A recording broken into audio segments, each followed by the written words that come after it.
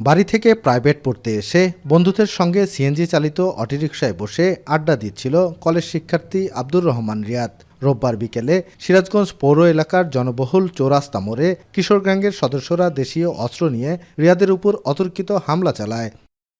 CCTV ফুটেজে দেখা যায়, সিএনজিতে বসে থাকা রিয়াদের উপর ধারালো অস্ত্র দিয়ে উপর্যুপরি আঘাত করা হয়।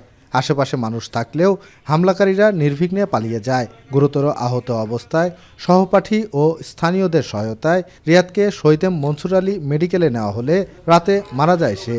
আমার ছেলে আল্লাহ নিয়ে গেছে, আমাদের কোল খালি হইল।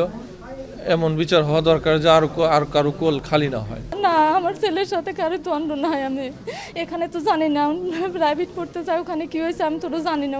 চিকিৎসকরা জানান, অতিরিক্ত রক্তক্ষরণেই মৃত্যু হয়েছে রিয়াদের।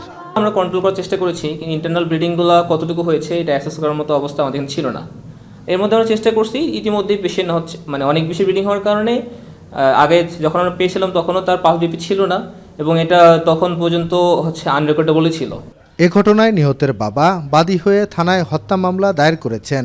পুলিশ জানিয়েছে, এখন পর্যন্ত 3 জনকে আটক করা হয়েছে। আমরা ইতিমধ্যে ঘটনার সাথে সম্পৃক্ততার অভিযোগে 3 জনকে আটক করেছি এবং এই 3 জনকে আমরা জিজ্ঞাসাবাদ করছি। এই ঘটনার সাথে আরও যারা যুক্ত আছে সবাইকে আমরা অচিরেই ধরে ফেলব।